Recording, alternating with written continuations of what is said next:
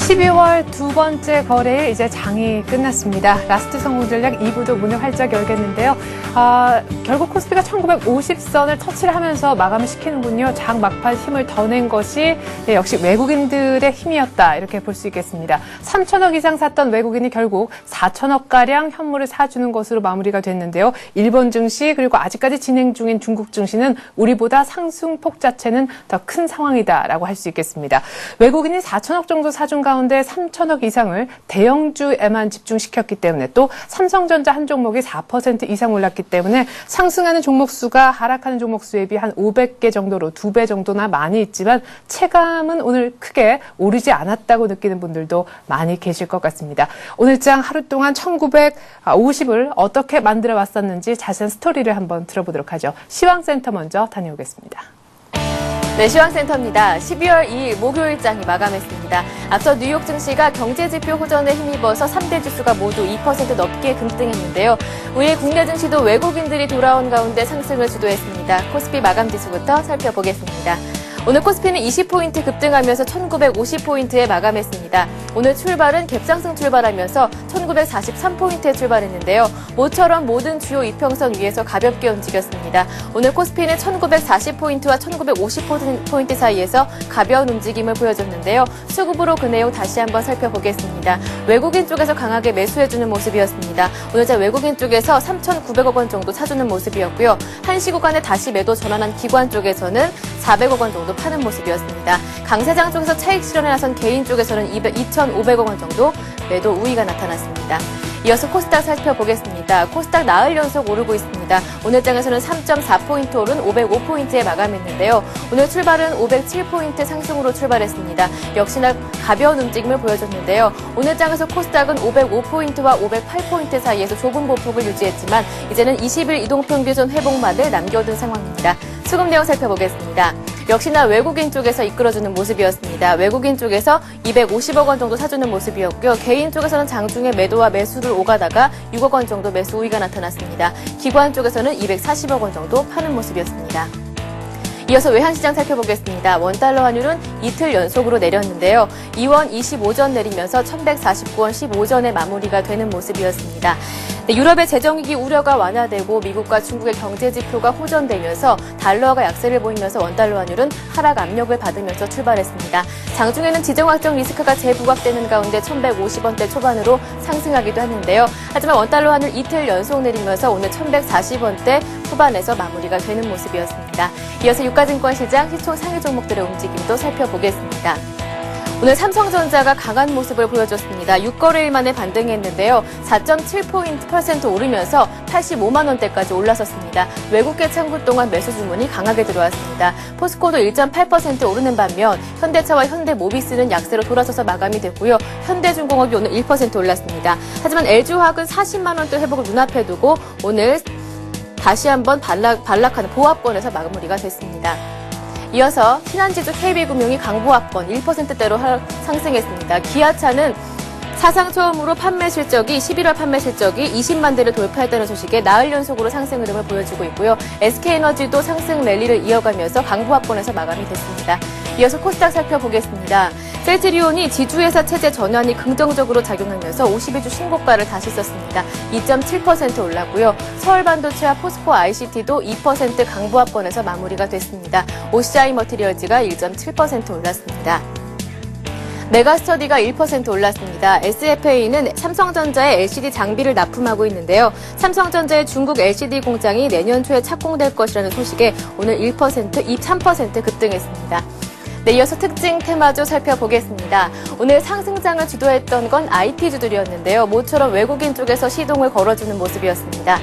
네, 삼성전자가 4.7% 올랐습니다. LG전자가 1% 올랐고요. LG디스플레이도 1%대로 나란히 올랐습니다. 삼성 SDI가 3.5%대로 오르면서 대형 IT주들이 강한 모습을 보여줬습니다.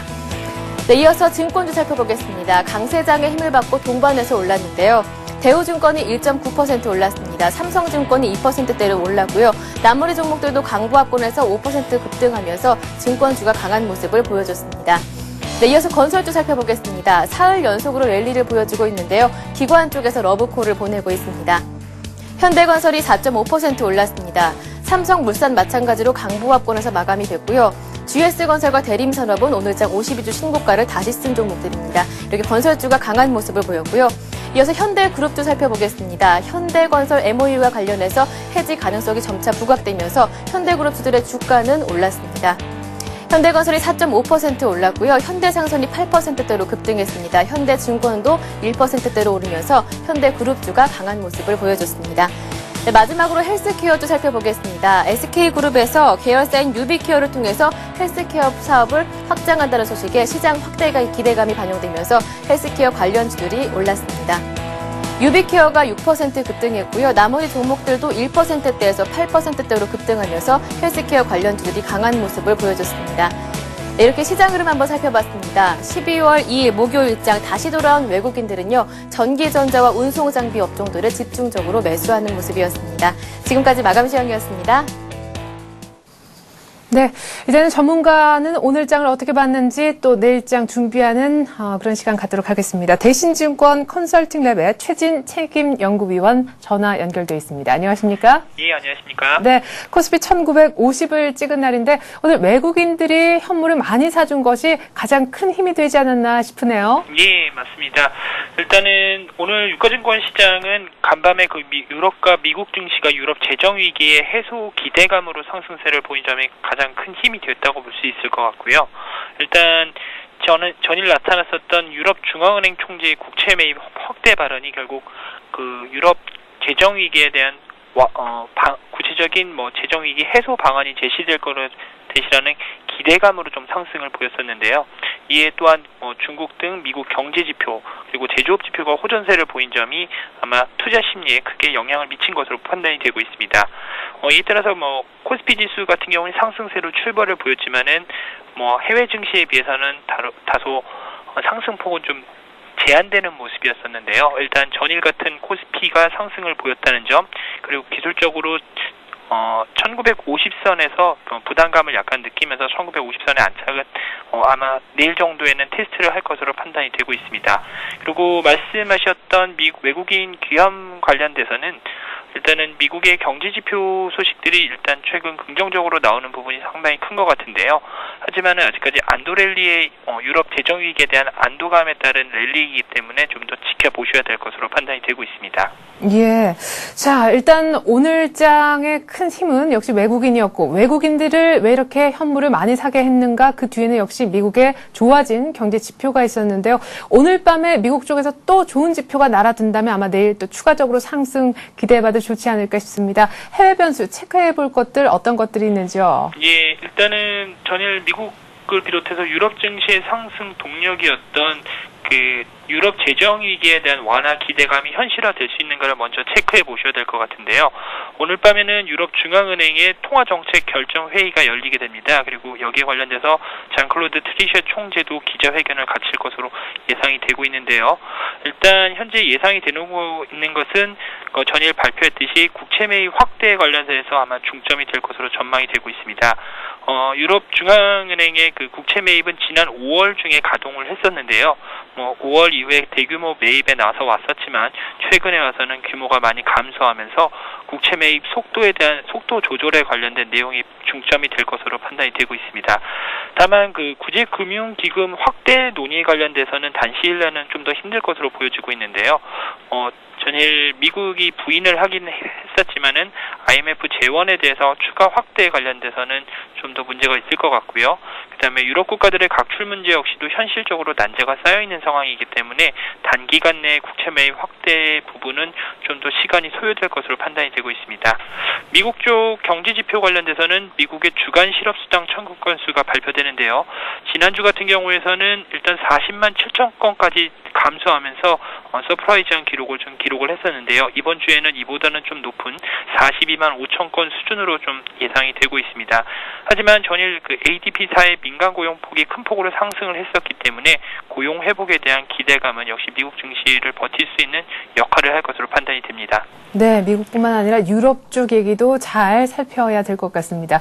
자, 이번 한 주 보니까요. 사실상 월요일부터 시작해서 오늘까지 50포인트나 오른 상황입니다. 거의 이틀 이틀 동안 어제 오늘 다 올랐다 이렇게 볼 수 있겠는데 때문에 내일 더 오르기는 조금 부담스럽지 않을까 싶기도 한데 일단 지수상으로 내일 더 오를 것인지 그렇지 않을 것인지에 대한 대응 전략을 좀 여쭤보고 싶고요. 무엇보다 오늘 급등한 IT주가 내일 또 가줄까? 이 부분에 대해서도 어떤 의견이신지 들어보고 싶네요. 예, 일단 지수 상승에 관련돼서는 방향 자체는 뭐 상승세를 다소 보일 수 있겠지만 상승폭은 좀 부담감 때문에 크지는 않을 것으로 보여지고 있는데요. 일단 내일장 관련돼서는 앞서 말씀드렸던 오늘 밤에 그 유럽의 통화정책 회의에서 어떤 해소 정책이 나올 것인가가 가장 큰 것으로 보여지고 있습니다. 최근 글로벌 증시를 움직였던 여러 악재 중에서 가장 큰 부담 요인은 역시 유럽 재정 위기에 대한 부담감이라고 할 수 있겠는데요. 이런 위기감을 어느 누구보다도 일단 현실적으로 느끼고 있는 상황이고 여기에 관련돼서 해소책이 제시되어야지만이 그 지수 상승에 대한 지수 추가 상승에 대한 희망을 좀 갖출 수 있을 것으로 보여지고 있습니다. 다만 장기적으로 봤을 때는 유럽 우려감이 단기간 내에 해소되기는 좀 힘들 것으로 보여지고요. 이번에 제시되는 방안에 따라서 유럽의 재정 위기에 대한 우려는 잠시 수면 아래로 내려갈 것으로 보여지고 있습니다. 또한 IT 업종 관련돼서는 일단은 12월 수출 강화 및 연말 쇼핑 시즌을 감안했을 때 상대적인 강세 현상은 좀 더 이어질 것으로 보여지고 있습니다. 일단 지난주 추수감사절부터 시작되었던 연말 쇼핑 시즌에 관련돼서 미국의 소비가 증가가 예상되고 있고요. 최근 들어서 원화 강세 흐름이 둔화되고 있다는 점은 12월 수출에 일단 긍정적인 배경이 될 것 같고요. IT 제품만 봤을 때는 지난 8월 신학기 수요에 대비해서 미국의 이례적인 낮은 소매 매출 증가로 인해서 IT 제품의 재고 수준이 높아졌는데요. 이에 따라서 그 이후로 IT에 대한 우려가 좀 높아진 상황이긴 하지만 이번 연말 쇼핑 시즌에서 예상을 넘어서는 수요가 나타날 경우에는 이런 우려들은 다소 해소될 수 있을 것으로 판단이 되고 있습니다. 네, 오늘 만약에 강했었던 전기전자라든가 혹은 증권주가 내일 약간 지수 조정폭이 나오거나 아니면 조금만 상승하면서 약간 눌린다면 추가적으로 더 담을 수 있다고 보시는지요? 예, 그렇게 보고 있습니다. 예, 이렇게 해서 내일장 전반적인 시장 전망하고요. 투자 전략까지 미리 한번 세워봤습니다. 대신증권의 최진 책임연구위원이었습니다. 고맙습니다. 네, 감사합니다.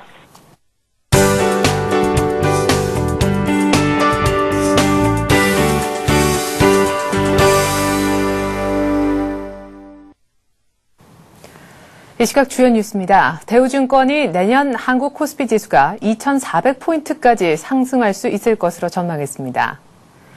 대우증권은 오늘 서울 여의도 63빌딩에서 2011 대우 증시 포럼을 열고 주식시장의 주가이익 비율은 아직 9.6배로 강세장에서의 평균치인 11.5배보다 낮으며 수급 측면에서도 과열이라 볼 수 없다면서 내년도 코스피 지수 예상 밴드를 1,800포인트에서 2,400포인트로 제시했습니다.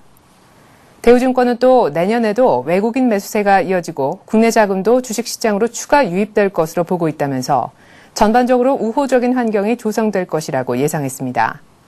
아울러 대우증권은 미국이 내년에도 저금리 기조를 유지하고 한국 경기는 수출보단 내수 쪽이 좋을 것이라고 내다봤습니다. 한미 자유무역협정의 쟁점 현안을 해결하기 위한 한미 통상장관회의가 중대 고비를 맞은 가운데 양국은 회의 일정을 하루 더 연장하기로 했습니다. 한미 양측은 현지 시각으로 어제 이틀째 통상장관회의를 열고 일괄 타결을 모색했지만 몇몇 핵심 쟁점이 여전히 걸림돌로 남아 막바지 진통을 겪었습니다. 그러나 일각에선 최종 결단만 남은 게 아니냐 하는 관측도 나오고 있어 깜짝 타결될 가능성도 있는 것으로 분석됩니다. 이번 협상에서 양국은 한국산 자동차 관세 철폐 기간 연장과 자동차 세이프가드 별도 마련 등의 문제를 놓고 집중 논의했습니다. 그러나 미국이 쇠고기 수입 확대 문제를 또 거론했는지 여부는 확인되지 않고 있습니다. 현대차그룹이 최근 외환은행 예금 1조 5천억 원을 인출한 데 이어 임직원들의 급여이체 계좌 또한 다른 은행으로 옮길 것을 지시했습니다. 현대건설 매각을 둘러싼 갈등이 진흙탕 싸움으로 치닫는 가운데 현대차그룹의 이번 조치는 최근 외환은행이 현대그룹과 현대건설 주식 매매 양해각서를 서둘러 체결한 데 대한 보복성 행동으로 해석됩니다. 현대차그룹 측은 그러나 외환은행 예금 인출은 통상적인 거래라며 보복 조치가 아니라고 주장했습니다. 앞서 현대차그룹은 외환은행이 양해각서 체결을 자문 변호사에게 재위임한 것은 위법이며 양해각서 또한 무효라고 주장한 바 있습니다. 오늘 경북 안동 지역에서 7번째 구제역 의심 신고가 접수돼 정부와 지자체 비상이 걸렸습니다. 특히나 이번 의심 신고 지역은 1차 구제역 발생 지점으로부터 남서쪽으로 27km나 떨어진 곳이어서 구제역이 본격 확산되는 게 아니냐 하는 우려가 나오고 있습니다. 지금까지 안동에서 나흘 사이 5차례 발생한 구제역은 모두 1차 발생지와 10km 이내에서 발생했습니다. 이번 의심 신고가 구제역으로 확정될 경우 구제역이 인근 시군으로 확산되는 건 시간 문제가 될 것으로 예상되며 앞으로 1, 2주가 이번 구제역 사태 분수령이 될 전망입니다. 네, 12월 둘째 날 코스피는 1950을 밟았습니다. 오늘 밤에 나올 뉴욕 그리고 유럽 쪽에 있는 지표들 또 뉴스들 잘 챙겨보셔야겠습니다. 내일 상승폭은 크지 않을 것이라는 전망도 있는데요. 오늘 많이 올라 기분 좋은 IT주 내일 어떻게 할까 한번 전략을 미리 세워 준비해 보시는 것도 좋을 것 같습니다. 전 내일 다시 오겠습니다. 고맙습니다.